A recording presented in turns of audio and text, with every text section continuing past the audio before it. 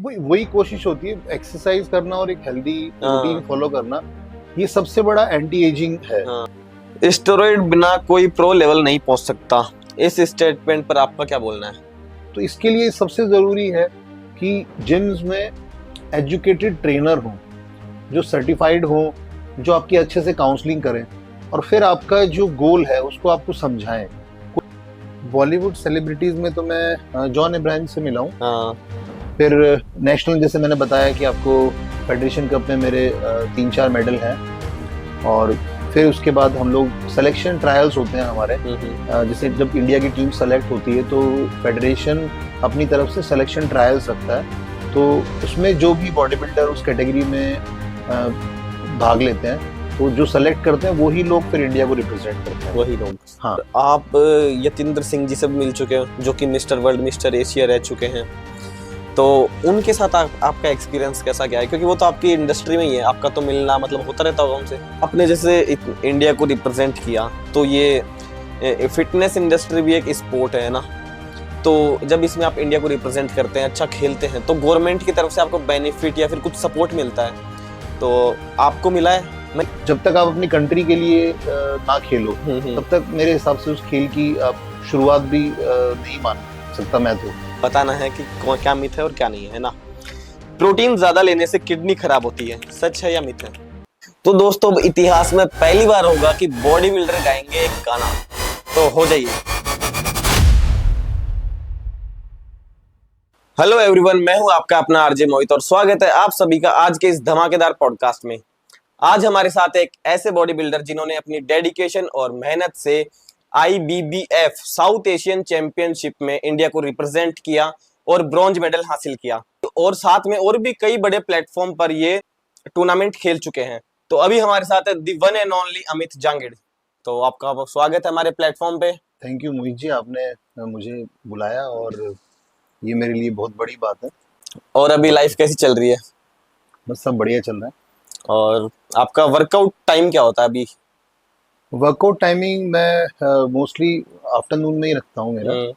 क्योंकि सुबह शाम हम लोग जैसे प्रोफेशनल, मैं फिटनेस ट्रेनर भी हूँ, तो सुबह शाम ट्रेनिंग्स होती हैं, तो मैं अपना वर्कआउट आफ्टरनून में रखता हूँ, जिस समय थोड़ा डिस्ट्रैक्शन भी कम होता है, थोड़ा फोकस के साथ उस समय मैं वर्कआउट कर पाता हूँ। ओके। और जब आपसे लोग रैंडमली मिलते हैं, जैसे कहीं पे आपको देखा, तो वो आपको सबसे पहले क्या बोलते हैं कि आपकी बाइसेप का साइज क्या है या फिर कौन सा प्रोटीन लेना चाहिए? हाँ, रहते हैं इस तरह के सवाल लोगों के होता है। कि हाँ, बाइसेप्स का साइज तो खैर ऐसा तो कम पूछते हैं। हाँ, फिजिक के लिए अप्रिशिएट काफ़ी लोग करते हैं, और बाकी डाइट को लेके लोग पूछते हैं चीज़ें कि किस तरह का डाइट प्लान आप फॉलो करते हैं। जब रैंडमली मिलते हैं तब? हाँ, मतलब रैंडमली ज़्यादातर जैसे जानकार लोग ही पूछते हैं। बाकी बाकी भी पूछते हैं, लेकिन मैं खुद चाहता हूँ कि लोग पूछें, हाँ। क्योंकि लोग थोड़ा हिचकिचाते हैं पूछने में, और पूछेंगे तो उससे ये है कि उनको एक एग्जैक्ट चीज़ का पता लगेगा, अपनी तरफ से कोई राय नहीं बनाएंगे वो, क्योंकि तो हिचकिचाते क्यों हैं? आपकी बॉडी को देख के डर जाते हैं या फिर क्या बात है? मेरे ख्याल से आजकल एक तो सोशल मीडिया अपने आप में काफ़ी मतलब ज़्यादा इन्फ्लुएंस्ड है लोग उससे। वहाँ पे आए दिन चीज़ें उनको सुनने को मिल जाती हैं, नेगेटिव पॉजिटिव, तो लोग अपनी एक राय भी बना लेते हैं, और बाकी जो लोग पूछना चाहते हैं वो पूछते भी हैं। पर मैं तो कोशिश करता हूँ कि जितना हो सके लोग पूछें, क्योंकि हम मान लो अगर आप कोई चीज़ यूट्यूब पे देख रहे हैं या फिर इंस्टाग्राम पे देख रहे हैं, तो वहाँ पे वो पर्टिकुलर हर पर्सन के लिए परफेक्ट नहीं है, वो ओवरऑल होता है। हाँ, एक मतलब आपने एक बेसिक्स बता दिए कि वे, लेकिन आपके लिए एग्जैक्टली क्या चीज़ काम करेगी आपके लाइफस्टाइल के हिसाब से, और तो वो चीज़ें बिल्कुल यूनिक होती है, क्योंकि हर बॉडी अपने आप में अलग है, और सबकी लाइफस्टाइल अलग है, सबके लाइक डिसलाइक्स अलग हैं। तो मेरे ख्याल से आप अगर चीज़ें पूछें तो वो ज़्यादा बेटर रहता है। ओके। मैं जिम में भी इवन यही कोशिश करता हूँ कि लोग ज़्यादा से ज़्यादा पूछें। जैसे हम लोगों ने जब स्टार्ट किया था तब इतने सोर्सेज नहीं थे, मैं आपके पास ज़्यादा से ज़्यादा फिटनेस मैगजीन्स आप कहीं से अरेंज कर पाते थे। बाकी इस तरह से जैसे यूट्यूब और ये इंस्टाग्राम अभी है, तो आप जो चीज़ें टाइप करो वो एग्जैक्टली उसके वीडियोज आ जाते हैं। तो ये सब चीज़ें नहीं थी, तो हम लोगों को सवाल बहुत रहते थे। हमें कोई भी एक अच्छा एथलीट दिखता था या कोई भी एक अच्छा फिटनेस इन्फ्लुएंसर दिखता था, तो हम उससे बहुत चीजें पूछते थे। तो आपने शुरू कब किया था अपना करियर? करियर तो उसको नहीं बोल सकते, एक्सरसाइज मैंने हम्म। 2000 में करना शुरू किया था। 2000 में? हाँ, उस समय मुझे ये नहीं पता था कि मैं बॉडी बिल्डर मतलब बनूंगा। लेकिन तब से आपने कंटिन्यू किया ना एक्सरसाइज तो? हाँ, एक्सरसाइज कंटिन्यू की है मैंने। बाकी हाँ, बीच में बॉडी बिल्डिंग वाला माइंडसेट नहीं था, क्योंकि मुझे तो ये लगता था कि बॉडी पता नहीं बनती भी है कि नहीं बनती। हम्म। क्योंकि मैं काफी लीन था, मतलब अंडरवेट था काफी, तो हम्म। मेरा तो एक ही गोल था कि भाई बस थोड़ी ठीक सी थोड़ा फिजिक ठीक बन ठाक जाए। फिट हो जाए। लेकिन जैसे बॉडी ने रिस्पॉन्ड किया, और बस वो चीजें फिर मैं करता चला गया। तो देखो, जिम में जब हम फर्स्ट टाइम जाते हैं, कोई भी हो उसको पहला दिन हमेशा यादगार होता है। तो आपका पहला दिन कैसा था? और जैसा कि मेरा एक क्वेश्चन और था कि आप शौकिया तौर पे गए थे या फिर एक माइंडसेट के साथ जाते हैं कि मुझे तो यहाँ से, कि जा तो यहाँ पे अमित रहा है लेकिन यहाँ से अब निकलेगा अमित बॉडी बिल्डर। तो आप किस माइंडसेट के साथ गए थे? हाँ, जैसे कि मैंने बताया आपको कि 2000 में मैंने शुरू की थी, तो उस समय इतना बॉडी बिल्डर्स और मतलब इतने आपको देखने को नहीं मिलते थे। मतलब आप देखोगे तो जैसे हमारे फेस्टिवल सीजन होता है, तो उसमें आप बॉडी बिल्डर्स के पोस्टर मिलते थे। हाँ। अब वो चीज़ें नहीं होती। अब आपको दिवाली पे, कभी किसी बड़े त्योहार पे ऐसे पोस्टर्स नहीं दिखेंगे। तो उस समय ये बिलीव ही नहीं होता था कि फिजिक बनती भी है। भाई जैसे हमारे यहाँ मैंने ऋतिक रोशन को देख के शुरू किया वर्कआउट, तो वो इतनी मतलब अमेजिंग फिजिक नहीं है उनकी, इतने बड़े नहीं है वो साइज में जितने बड़े बॉडी बिल्डर्स होते हैं। हाँ। तो तो ऐसा तो कहीं दिमाग में नहीं था कि मैं एक बॉडी बिल्डर बन के निकलूंगा। जैसे कि मैंने बताया कि भाई थोड़ा बस ठीक सी फिटनेस हो जाए, कि मैं टी शर्ट पहनूं या हाँ। जीन्स पहनूं, तो वो थोड़ा ठीक लगे। बस मेन यही था, और कि इससे कम से ज्यादा कम खुद की साइज के कपड़े तो आए। हाँ, मतलब अंडरवेट थे तो ये था हाँ। कि भाई यही था कि थोड़ा ठीक सी पर्सनैलिटी हो जाए हाँ सही बस। है। तो आपको पहला दिन याद है आपको कि कैसा क्या था? एग्जैक्टली तो याद नहीं है, बाकी जिम मुझे याद है मेरा अच्छे से, जहाँ पे मैंने शुरू किया। बहुत ही बेसिक सा जिम था, मतलब हम्म। और बस वहाँ पे एक इंस्ट्रक्टर थे जो जिम खोलते भी वही थे, बंद भी वही हम्म। करते थे, वही देखते थे सब चीज़ें, तो वो जो बता देते थे वो कर लेते थे वो हम। कर लेते थे। तो बाद में काफ़ी चीज़ें ऐसी थी जो हमें, हम आज हंसते हैं कि भाई हम ये चीज़ इस मसल के लिए करते थे, पर जबकि वो उससे गलत उसका कोई थी। रिलेशन ही नहीं है।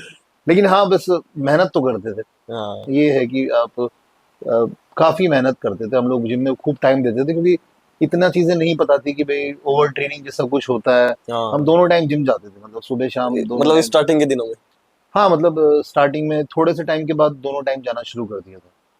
तो अभी जैसे लोग बड़ा वो रहते हैं कि भाई 45 मिनट्स में वर्कआउट खत्म करना हाँ। है, और ओवर ट्रेनिंग नहीं करनी है बिल्कुल भी। तो प्रॉपर प्रोटीन लेना है, प्रॉपर हाँ, प्री मतलब ये वर्कआउट लेना है। प्रोटीन वगैरह, तो ये सब सप्लीमेंट्स की बात करें तो उस समय अवेलेबल भी नहीं थे। हाँ, एक हरक्यूलिस करके एक ब्रांड आता था, और उस समय के हिसाब से वो काफ़ी एक्सपेंसिव भी था। तो मतलब हम तो सोचते भी नहीं थे उस बारे में। कि हम भी प्रोटीन ले। नहीं, प्रोटीन का पता था, प्रोटीन तो खाना है, क्योंकि अंडा खाता था मैं, हाँ। और जैसे दालें हैं, हम्म। दूध है, दही है, तो प्रोटीन, पनीर है, प्रोटीन तो हमारे खाने में था। हम्म। लेकिन सप्लीमेंट की फॉर्म में वो चीज़ें दिमाग में नहीं थी। जैसे आपने अभी बोला, एक चीज पूछो आपसे। हाँ, हाँ। बड़ा थोड़ा सिली क्वेश्चन हो सकता है कि आपने बोला अंडा खाते थे, तो अंडा वेज है या नॉन वेज? अब ये तो मैं तो अंडे को खैर लोग नॉनवेज में ही मानते हैं, नॉन वेज। जैसे मानना है। बाकी तो काफ़ी वीडियोस देखे हैं कि जिसमें इसको वेज में भी कंसीडर करते हैं लोग, लेकिन उससे कोई फर्क नहीं पड़ता मुझे। कोई तो चलिए, अब सबसे पहले हम बात करते हैं आपके मेडल्स की और आपकी चैंपियनशिप की, कि आपने अभी तक कितने मेडल्स जीते हैं और आपने कौन कौन सी चैंपियनशिप खेली है? हाँ, देखिए वैसे तो मैंने 7 बार स्टेट चैंपियनशिप जीती है, और नॉर्थ इंडिया मैंने 2 बार जीता है। नेशनल में फेडरेशन कप में मेरा मतलब 2 बार गोल्ड मेडल है, हम्म। 1 बार सिल्वर मेडल है, 1 बार ब्रॉन्ज मेडल है, 2 बार ब्रॉन्ज मेडल है। बाकी मैं जिन चैंपियनशिप्स को मतलब मानता हूँ सही में कि मैंने खेली है, वो इंटरनेशनल चैंपियनशिप्स हैं। क्योंकि जब तक आप अपनी कंट्री के लिए ना खेलो, हम्म। तब तक मेरे हिसाब से उस खेल की आप शुरुआत भी नहीं मान सकता मैं तो। कि भाई आप जैसे किसी भी स्पोर्ट में जब तक आप अपनी कंट्री को रिप्रेजेंट नहीं करते, हम्म। तब तक वो फील ही नहीं आता आपको कि मैं ये प्रोफेशनली इस स्पोर्ट में हूँ। कि किसी को ऐसे बता सके कि हम भी प्रोफेशनल बॉडी बिल्डर है। हाँ मतलब वो एक हमेशा से एक गोल था कि भाई इंडिया की आप जर्सी पहनो। हाँ। तो मैंने 2016 में एशियन चैंपियनशिप में भाग लिया था, वो भूटान में हुई थी। 85 केजी कैटेगरी में मैंने खेला था, उसमें मेरा मेडल नहीं आया था। 2021 मैंने वर्ल्ड चैंपियनशिप खेली थी जो कि उज्बेकिस्तान में हुई थी, तो वहाँ भी मेरा मेडल नहीं आया था। मेरा first international medal south Asian championship में है जो 2023 में हुई थी मालदीव्स में, वहाँ मैंने इंडिया के लिए मेडल लिया। तो मेरे लिए सबसे बड़ा मेडल वही है। बाकी लास्ट ईयर भी मैंने फेडरेशन कप गोल्ड मेडल लिया है, एनपीसी नेशनल जो क्लासिक फिजिक चैंपियनशिप उसको ओवरऑल जीता है मैंने। और बाकी अभी कोशिश चल रही है और प्रिपरेशन कर रहे हैं, थोड़ा सा लॉन्ग टर्म गोल है। अभी इस बार मैंने जो गोल लिया है वो थोड़ा सा लंबा है और उसके लिए मुझे पेशेंस रखना पड़ेगा। ऐसा तो इंडिया के लिए दोबारा से खेलेंगे आप अभी? जी। तो ये जो अभी आपने एनपीसी ये इंटरनेशनल सॉरी नेशनल ये खेला है ना, और जो आपने एशियन वर्ल्ड चैंपियनशिप खेली, इसके पीछे की कहानी क्या है? मतलब इनकी शुरुआत कहाँ से होती है? आपने पहले मिस्टर राजस्थान खेला होगा, मिस्टर जयपुर भी खेला होगा, शुरुआत तो ऐसे होती है ना नीचे से। तो आप एक बार इनके बारे में बताएं, और आपका अभी तक का सबसे बड़ा सेक्रीफाइस क्या था बॉडी बिल्डिंग के लिए? देखिए पहले तो बताता हूँ कि मैंने शुरू कहाँ से किया। तो ऑब्वियसली डिस्ट्रिक्ट चैंपियनशिप पहला गोल रहता है कि आप अपने डिस्ट्रिक्ट चैंपियनशिप में पार्टिसिपेट करो, फिर उसके बाद आप स्टेट के लिए सेलेक्ट होते हो, फिर उसके बाद आप नॉर्थ इंडिया और नेशनल्स के लिए मतलब आप जाते हो। तो मिस्टर राजस्थान मैंने खेला है और उसे 2018 में मैंने ओवरऑल जीता था। और 2018 के बाद मैंने मिस्टर राजस्थान नहीं खेला क्योंकि स्टेट मेरा काफ़ी बार मतलब विन हो गया था। तो फिर नेशनल जैसे मैंने बताया कि आपको फेडरेशन कप में मेरे 3-4 मेडल हैं। और फिर उसके बाद हम लोग सिलेक्शन ट्रायल्स होते हैं हमारे, जैसे जब इंडिया की टीम सेलेक्ट होती है तो फेडरेशन अपनी तरफ से सिलेक्शन ट्रायल्स रखता है। तो उसमें जो भी बॉडी बिल्डर उस कैटेगरी में भाग लेते हैं, तो जो सेलेक्ट करते हैं वही लोग फिर इंडिया को रिप्रेजेंट करते हैं। वही लोग, हाँ, क्योंकि बॉडी बिल्डिंग में ऐसा है कि फॉर्म जैसे हमेशा बॉडी बिल्डर 100% फॉर्म में नहीं होता कि भाई मान लीजिए आपने नेशनल में मेडल ले लिया तो अब 2 महीने बाद सिलेक्शन ट्रायल्स हैं, तो आप सिलेक्शन ट्रायल के से पहले आपका शेप या जो भी है वो आप आउट ऑफ शेप हो गए, आप अपने एक गेनिंग वाला फेज शुरू कर दिया, तो कई बार आप इंटरनेशनल के लिए सेलेक्ट नहीं हो पाते। और काफ़ी लोग जो नेशनल मेडल नहीं ले पाते और वो सिलेक्शन ट्रायल्स में अगर अच्छी कंडीशन में होते हैं तो फेडरेशन उन्हें पहले कंसीडर करता है, जो क्योंकि सिलेक्शन ट्रायल्स हमेशा कंपटीशन के महीने 2 महीने के गैप पे होती हैं। तो जो अच्छी कंडीशन में होता है वो फिर खेलता है कंट्री के लिए। यानी कि जो पहले कौन जीता ये मैटर नहीं कर रहा, मतलब जिसकी फिजिक अच्छी होगी वो रिप्रेजेंट करेगा। हाँ। ओके। और सबसे बड़ा सेक्रीफाइस क्या है आपका? सेक्रीफाइस तो ऐसा कुछ मुझे कोई याद नहीं आता, क्योंकि जिसको लोग सेक्रीफाइस बोलते हैं मेरे हिसाब से वो तो लाइफस्टाइल का ही पार्ट है। मुझे ये लाइफस्टाइल थोड़ी इजी लगती है, इसलिए मैं ये एफर्टलेसली कर पाता हूँ। क्योंकि अगर मैं जैसे सोचूं कि भाई मुझे ये खाने से अपने आप को रोकना है, तो वो चीज़ आप ज़्यादा लंबे समय तक नहीं कर पाओगे। क्योंकि आपको कोई चीज़ करनी है तो वो स्पोर्ट में सालों साल लगते हैं, और किसी को कम समय लगता है, कोई जेनेटिकली ब्लेस्ड है या तो उसको अगर स्टार्टिंग से अच्छी गाइडेंस मिली है। हम लोगों ने चीज़ें हमें बहुत धीरे धीरे मतलब हमें एक्सपोजर मिला है, चीज़ें बहुत धीरे धीरे पता लगी हैं, इसीलिए इतना समय भी लग गया। लेकिन अच्छी बात ये है कि मैं अभी तक भी उसमें कंटिन्यू हूँ, तो भी वो चीज़ मैं अभी तक भी कर पा रहा हूँ। और ये एक लाइफस्टाइल है, मतलब बॉडी बिल्डिंग एक हेल्दी लाइफस्टाइल है। आप उसको परस्यू करोगे तो चीज़ें होती जाएंगी। और आप उससे अगर ये सोच के करोगी मैं अब मुझे ये छोड़ना है और अब थोड़े दिन मेरे बहुत कठिन है, फिर उसके बाद मैं ये सोचूंगी ये मैं थोड़े दिनों बाद खाऊंगा, तो वो उन लोगों के लिए बड़ा मुश्किल हो जाता है कंपटीशन। फिर वो डेडिकेशन और मन नहीं, फिर वो नहीं होता, उनकी बात हो जाती है। हाँ मतलब जो चीजें बाय डिफॉल्ट होनी चाहिए वो चीजों के लिए फिर अगर आपको एफर्ट करना पड़ रहा है, हाँ हाँ, तो फिर क्या ही मतलब है उस चीज, फिर थोड़ी सी मुश्किल हो जाती है। फिर उन लोगों के लिए वो सेक्रीफाइस हो जाता है कि भाई मैंने सेक्रीफाइस किया। तो आपने जैसे इंडिया को रिप्रेजेंट किया, तो ये फिटनेस इंडस्ट्री भी एक स्पोर्ट है ना, तो जब इसमें आप इंडिया को रिप्रेजेंट करते हैं, अच्छा खेलते हैं, तो गवर्नमेंट की तरफ से आपको बेनिफिट या फिर कुछ सपोर्ट मिलता है, तो आपको मिला है? मैं यहाँ पे बात कर रहा हूँ लाइक गवर्नमेंट जॉब की, या फिर कोई और सपोर्ट, कोई और बेनिफिट मिला हो आपको? गवर्नमेंट जॉब्स मिलती हैं और लोग ले रहे हैं लगातार गवर्नमेंट हम्म। जॉब्स। लेकिन जैसे हमारे यहाँ पे एक एज क्राइटेरिया होता है कि भाई आपको रेलवेज 25 ईयर्स तक लेता है, हाँ। या दूसरे जो विभाग हैं वो आपको 28 साल तक की एज तक लेते हैं। हम्म। मैंने जब बॉडी बिल्डिंग दोबारा शुरू की तो मैं शायद 26 ईयर्स का था जब मैंने दोबारा से बॉडी बिल्डिंग शुरू की, क्योंकि बीच में मैंने 5 से 6 साल बॉडी बिल्डिंग छोड़ दी थी, compete करना। मतलब मतलब मैं पूरा वर्कआउट कर रहा था, अच्छा लेकिन वर्कआउट। कंपटीशन प्रिपरेशन के हिसाब से नहीं। अच्छा। तो फिर जैसे मैं अच्छा हुआ तब मुझे वापस से अच्छा होने में 2 साल लग गए, 2-3 साल लग गए, तो कहीं ना कहीं मैं ओवर एज हो गया। ओवर। मेडल्स तो मेरे आए, हम्म। लेकिन मेरी एज थोड़ी सी ज्यादा हो गई, तो फिर वो बेनिफिट गवर्नमेंट जॉब वाला नहीं मिल पाया। नहीं मिल पाया। बाकी मेरे साथ वाले लोग हैं जो मुझसे थोड़ा सा जूनियर हैं, हम्म। या वो लोग अभी उन्होंने रिसेंटली गवर्नमेंट जॉब ज्वाइन की है, और भी बच्चे लगातार गवर्नमेंट जॉब ले रहे हैं। तो आपकी भी एज क्या होगी? मेरी एज अभी होगी 41। 41? हम्म। मतलब सच में 41?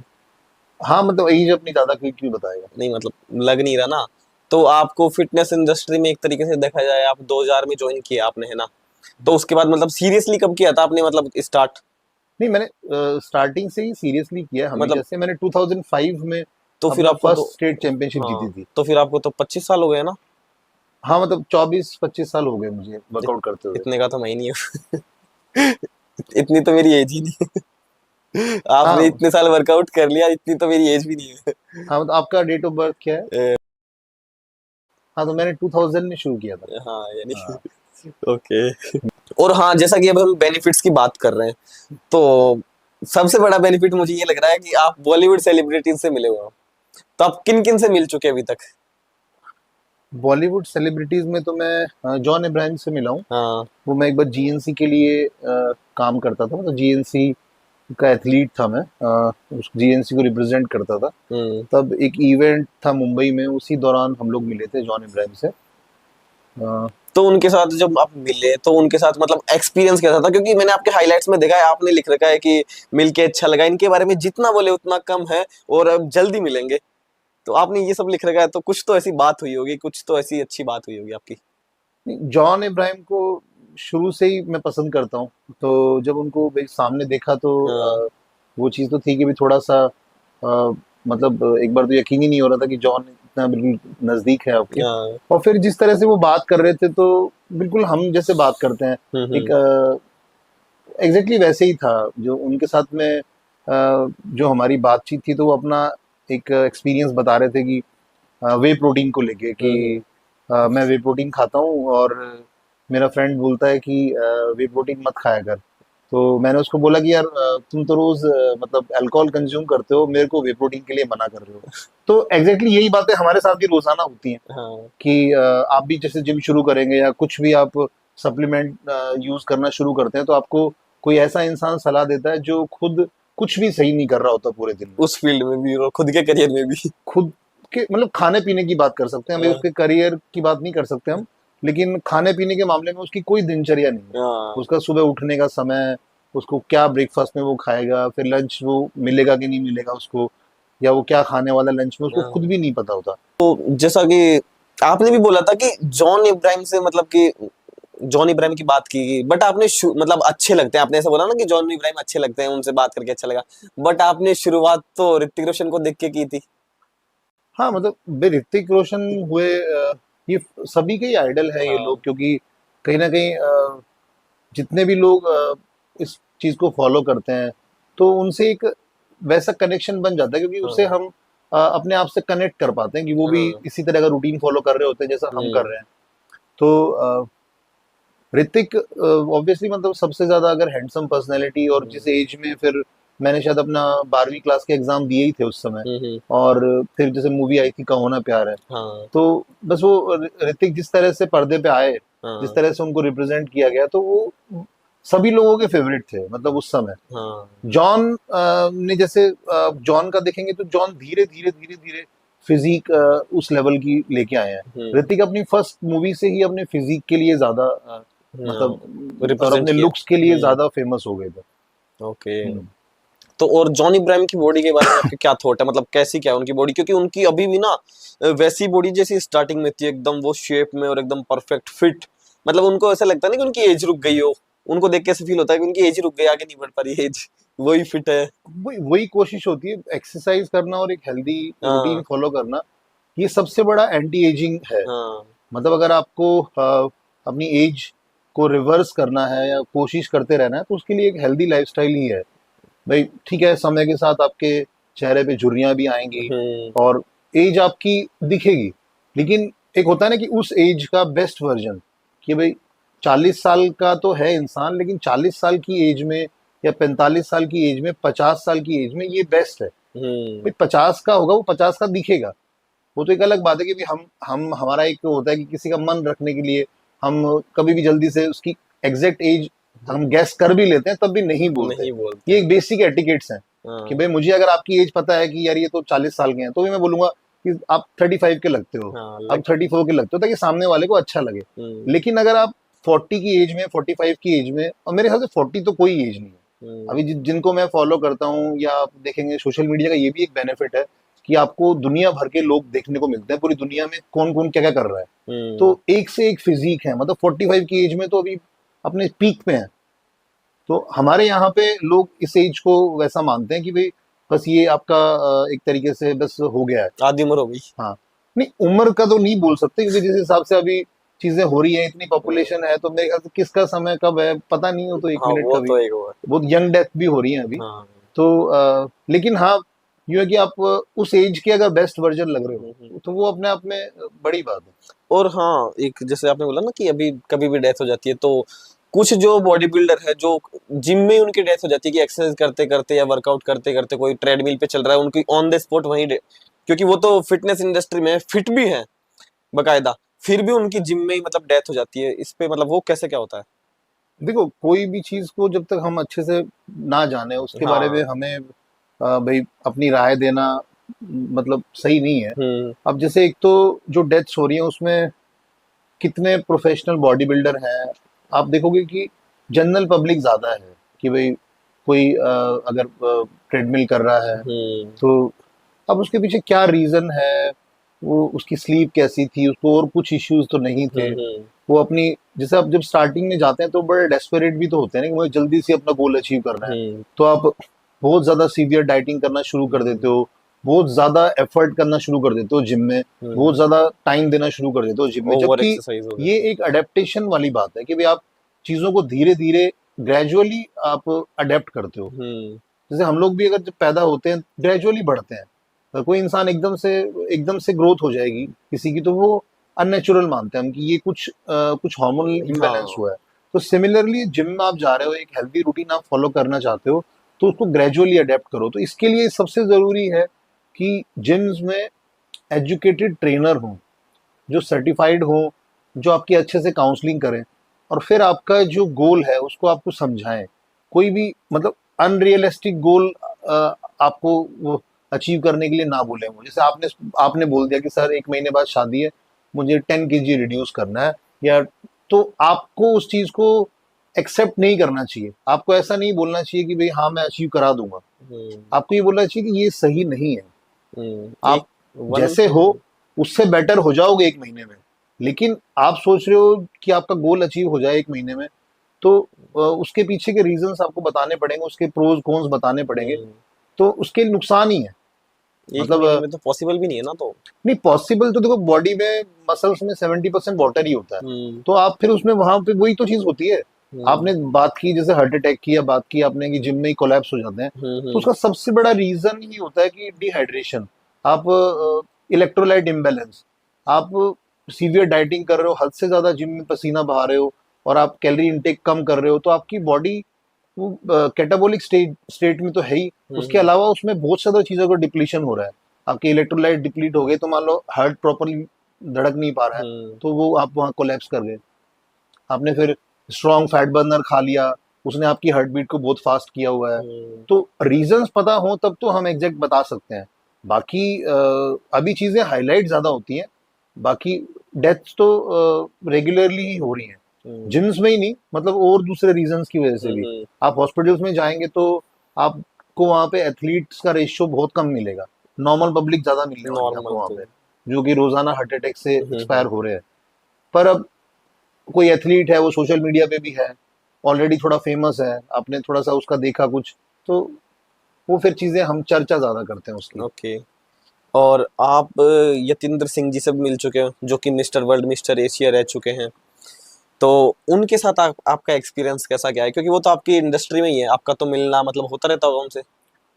यतेंद्र सिंह जी के साथ मैंने एक शो खेला था सहारनपुर में, वो एक्चुअली यूपी से ही बेसिकली बिलोंग करते हैं। तो सहारनपुर में था एक नॉर्थ इंडिया क्लासिक कंपटीशन था, तो वो हमने साथ में ही उसमें वो विनर रहे थे, और मैंने 4th प्लेस ली थी उसमें।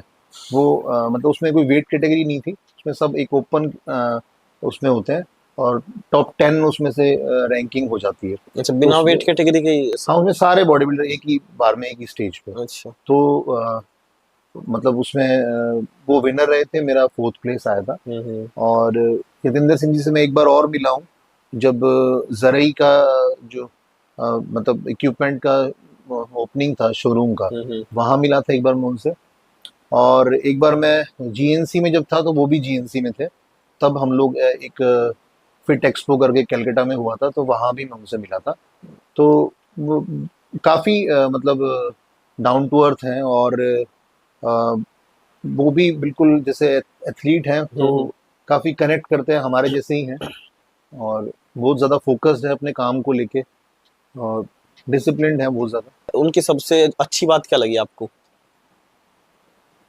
भाई जैसे हम तो बड़ा इजीली कनेक्ट कर पाते हैं उनसे, क्योंकि जैसे वो हमारे जैसे ही हैं भाई, बिल्कुल अपना सिमिलर सा रूटीन है, मतलब अपना टाइम टू टाइम उनका खाना, वही एक्सरसाइज, तो वही जैसे वही बात है कि आप अगर सेम प्रोफेशन में हो, तो आप लोगों का कनेक्शन बड़ा इजीली बन जाता है, क्योंकि आपको एक दूसरे का रूटीन कहीं ना कहीं पता अंदाजा लगा लेते हो आपकी, ये भी सुबह ऐसे ही करते होंगे। सही बात है। इस तरह से तो बहुत ज्यादा लंबा समय तो उनके साथ नहीं मतलब मिला, लेकिन काफी अच्छा एक्सपीरियंस रहा, क्योंकि वो बहुत ही मतलब एनर्जेटिक भी हैं और काफी फेमस हैं, तो वो उनके आने से अच्छा माहौल बन जाता है। मतलब तो आपकी उनसे वैसे नॉर्मली बातचीत होती रहती है?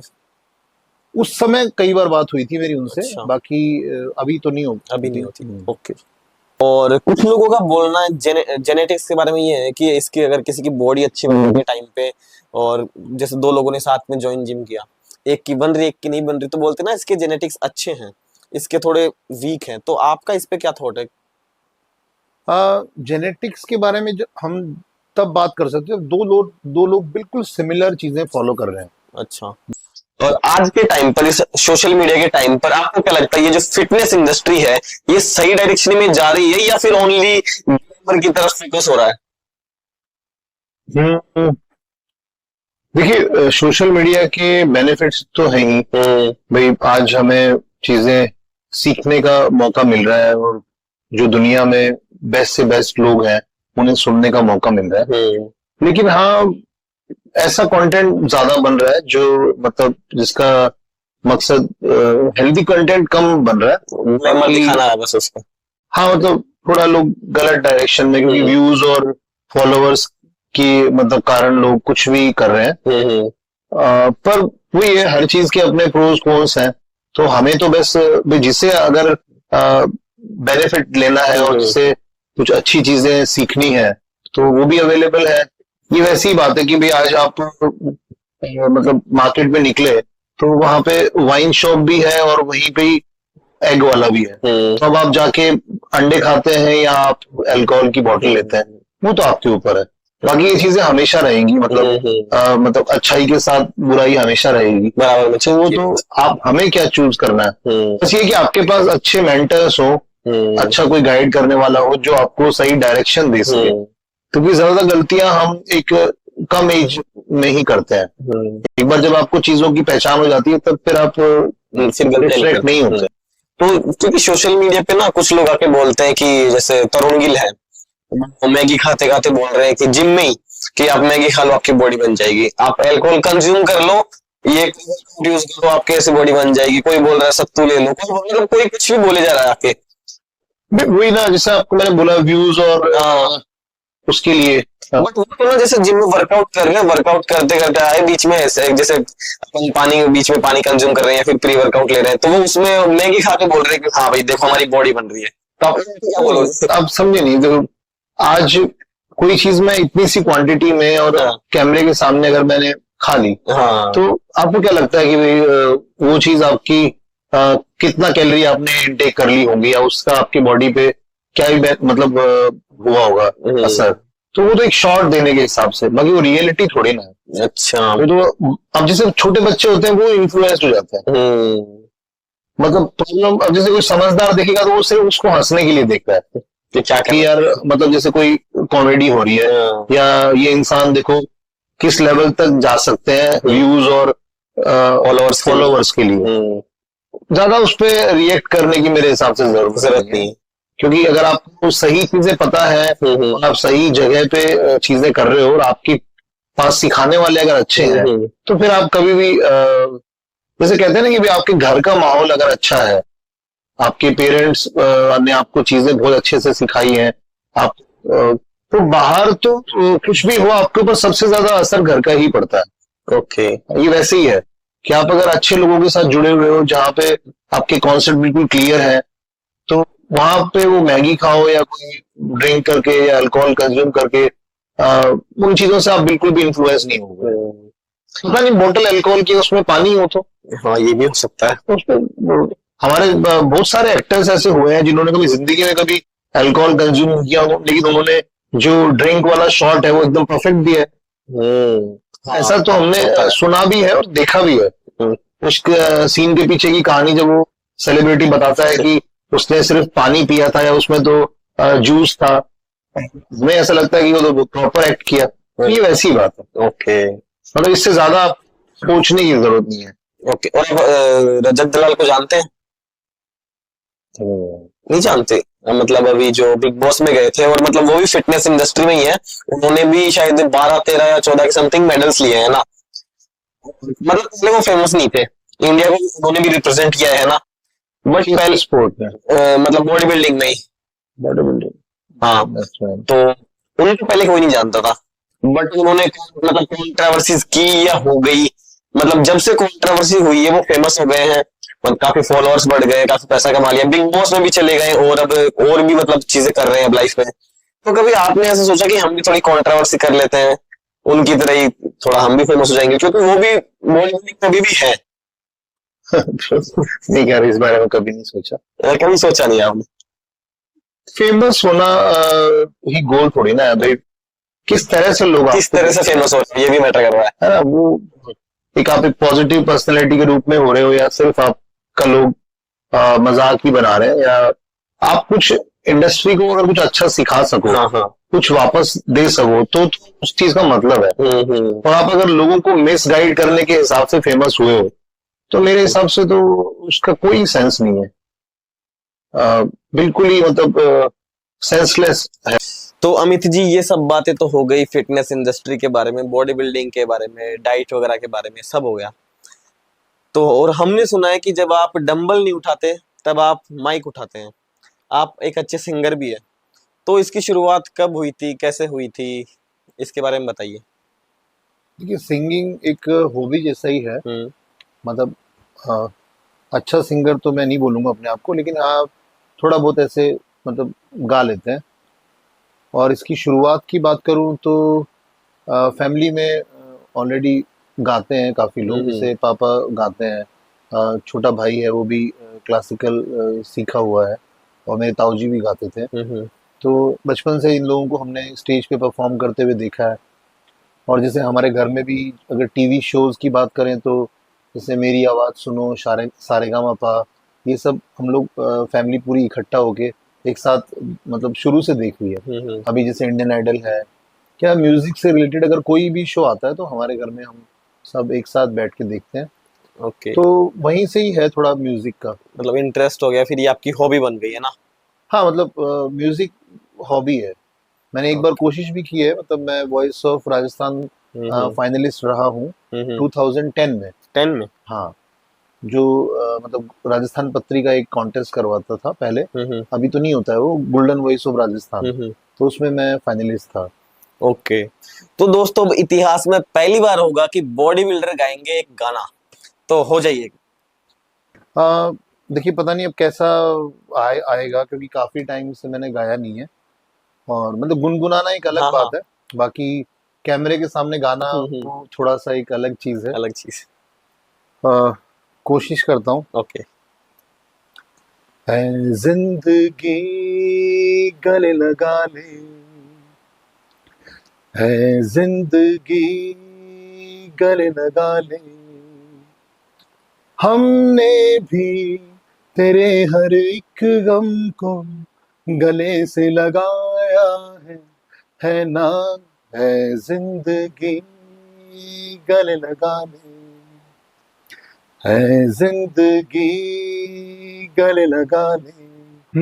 हमने बहाने से छुपके जमाने से पलकों के पर्दे में घर भर लिया, हमने बहाने से छुपके जमाने से पलकों के पर्दे में घर भर लिया, तेरा सहारा मिल गया है जिंदगी, ला ला ला ला ला ला ला ला ला ला ला ला, तेरा सहारा मिल गया है जिंदगी, है जिंदगी गले लगा ले।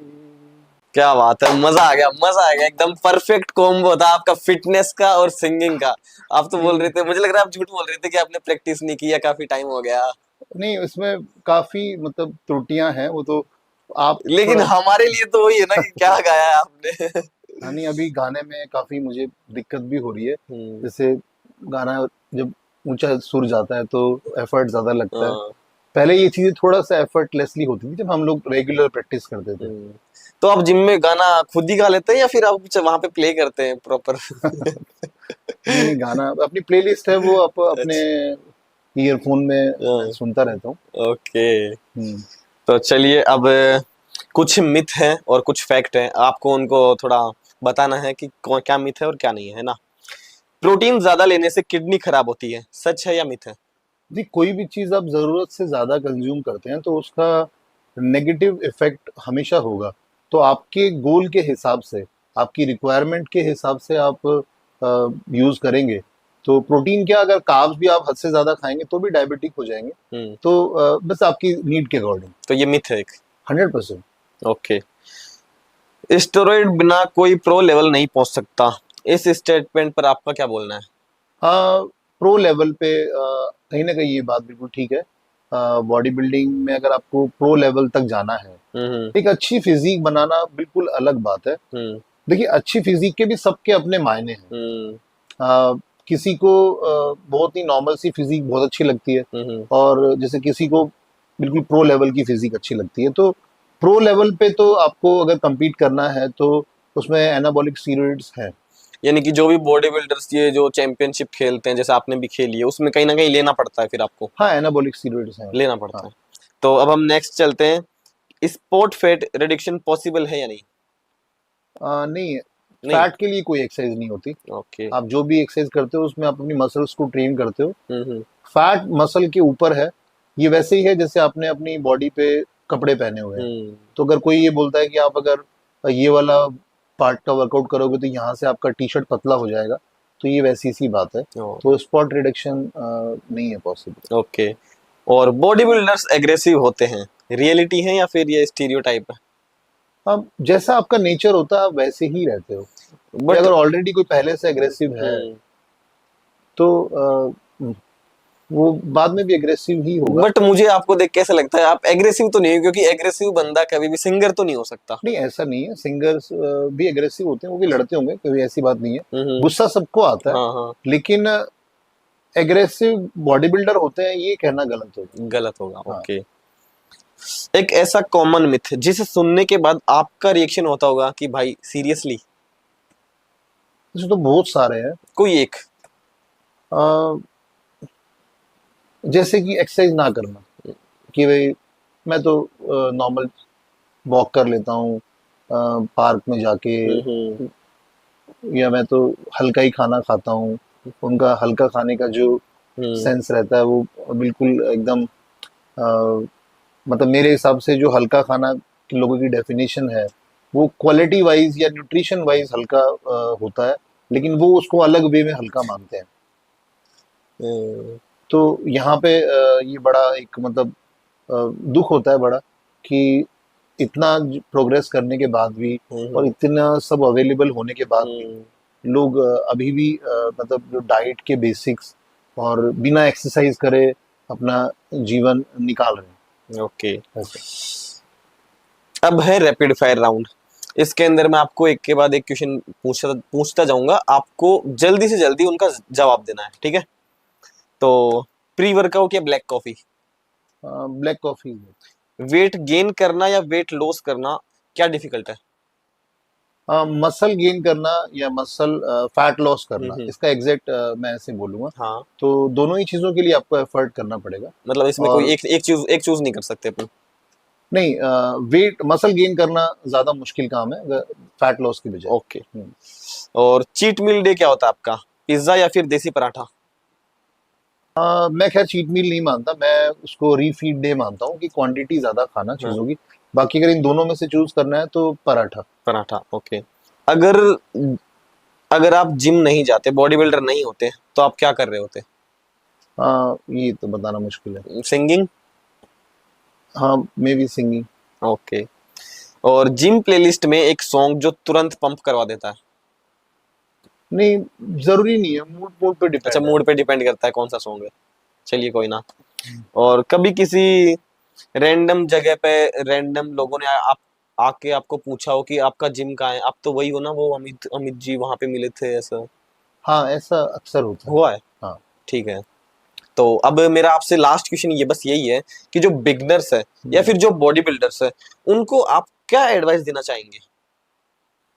देखो, जो बिगिनर्स अभी वर्कआउट इनिशियली शुरू करना चाह रहे हैं, अपनी फिटनेस जर्नी शुरू करना चाह रहे हैं, हम्म। तो उन्हें सबसे ज़रूरी है कि पहले तो वो एक अच्छा जिम सर्च करें हम्म। अपने नज़दीक में, है जो भी वो जहाँ उनकी एक्सेसिबिलिटी ईजी हो, हम्म। और अच्छे ट्रेनर्स हों, जहाँ पे एजुकेटेड ट्रेनर्स हों, वहाँ से अपना वर्कआउट शुरू करें, ताकि उनको फिटनेस के बेसिक्स सीखने को मिले। फिर ग्रेजुअली इस चीज़ को अडेप्ट करें, और बस डिसिप्लिन उसकी सबसे इम्पोर्टेंट एक नींव है। क्योंकि मोटिवेशन तो चलो आप आज है, मोटिवेशन किसी वजह से आपको किसी ने कमज़ोर बोल दिया, या किसी ने आपको मालूम मोटा बोल दिया, तो आपने जिम ज्वाइन कर लिया जोश जोश में। लेकिन फिर उसे रेगुलरली करना, वो चीज़ आपको मतलब डिसिप्लिन की वजह से ही होगी। तो डिसिप्लिन सीखना है, और अच्छा एजुकेशन जहाँ से मिले वहाँ से आप स्टार्ट करें। और जो बॉडी बिल्डिंग करना चाह रहे हैं उनके लिए मैं यही बोलूँगा कि शॉर्टकट्स ना देखें, अपना पहले अपना बेस बनाएं स्ट्रॉन्ग। हम्म। एक्सरसाइज करना आपको पसंद होना चाहिए, अच्छा खाना आपको पसंद होना चाहिए, समय से सोना आपको पसंद होना चाहिए, तब आप बॉडी बिल्डिंग की तरफ जाओ। अगर आपको प्रॉपरली खाना खाने में दिक्कत आती है, आपको फास्ट फूड ज़्यादा पसंद है, या आपको आप इन चीज़ों को ज़्यादा मिस करते हो, तो थोड़ा सा आपके लिए वो चीज़ तभी मैं अडेप्टेशन वाली बात बोलता हूँ, कि आप प्रॉपरली मुश्किल। अडेप्ट करें चीज़ों को, तो फिर चीज़ें हो जाएंगी। ओके। है ना? और कभी आपके ऊपर ऐसे, कभी सोशल मीडिया से या फिर कहीं पे किसी को देख के ऐसे आपने कभी प्रेशर फील किया कि ठीक है, थोड़ा बॉडी थोड़ा हार्ड, एकदम हार्ड वर्कआउट करते हैं और ऐसे वीन्स दिखाते हैं, हम भी अपना बॉडी शो ऑफ करते हैं, कभी ऐसा प्रेशर फील किया आपने? नहीं, प्रेशर तो नहीं, जैसे अब हम लोग बॉडी बिल्डर्स हैं, तो हम लोग इस तरह के वीडियोस बनाते रहते हैं हम्म। जिसमें आप अपना परफॉर्मेंस दिखा रहे हो, हम्म। अपनी फिजिक लोगों को दिखा रहे हो, तो उसमें वेन्स दिखना और वो सब तो नॉर्मल सी बात है। नहीं, बट कभी ज्यादा प्रेशर की, अब मैं सबसे ज्यादा मतलब ऐसे मैं दिखाऊंगा, ऐसा होता है ना कि कुछ लोग दिखाते हैं सोशल मीडिया पे आके, जैसे आपने बताया था कि सबका फेमस होने का तरीका अपना अलग है, तो कुछ लोग वो चीजें दिखाकर ही हो रहे हैं कि ठीक है। नहीं, अब आपकी बॉडी अगर है डेवलप, हम्म। तो आप बहुत ज़्यादा आपको एफर्ट करने की ज़रूरत नहीं है। हम्म। और अगर आपका बॉडी डेवलप ही नहीं है, तो आप कितना भी ताकत लगा लो, वो दिखेगा वो नहीं। नहीं दिखेगा। और आपके भी बाइसेप का साइज क्या होगा? इसमें मेजर करता नहीं, क्योंकि बाकी वैसे भी काफी टाइम से मेजर नहीं किया। लास्ट टाइम जब आपने मेजर किया था तब कितना था? 18.5 एक्चुअली ओवरऑल जो हमारी कॉन्वर्सेशन हुई हम्म उसका जो मेन आधार है ना वो बैलेंस है। हम्म आप चाहे प्रोटीन की बात कर लो, फैट की बात कर लो, कार्बोहाइड्रेट की बात कर लो, हम्म या आप फिटनेस लाइफस्टाइल की बात कर लो, सब चीजें, इवन हमारी लाइफ की बात कर लो, हम्म अगर आपकी लाइफ में चीजें बैलेंस नहीं है तो कहीं ना कहीं, जैसे वही बात है ना, गाड़ी के 4 पहिए हैं, अगर उसमें से एक भी टायर, 3 टायर आपने बेस्ट लगा रखे हैं एमआरएफ के और एकदम बेस्ट क्वालिटी के, और एक टायर मान लो कहीं कमजोर है, तो वो गाड़ी नहीं चलती ठीक से। हाँ, प्रॉब्लम करेगी। तो सिमिलर सी बात है कि आपकी ओवरऑल चीजों में बैलेंस होना चाहिए। तो बॉडी बिल्डिंग भी बैलेंस का ही खेल है। ओके। अगर कोई चीज अंडर डेवलप्ड है तो वो भी अच्छी नहीं दिखेगी, कोई चीज ओवर डेवलप्ड है तो भी अच्छी नहीं दिखेगी। ओके। ओके, तो अमित भाई जी, आपके साथ बात करके बहुत अच्छा लगा और बहुत ही मजा आया, और हमने बहुत सी ऐसे इंस्पायरिंग बातें की। आपने कुछ सच और मिथ के बारे में बताया, आपने स्टेरॉइड के बारे में भी खुल के बोला। So thank you so much अपना कीमती टाइम हमें देने के लिए। जरूर।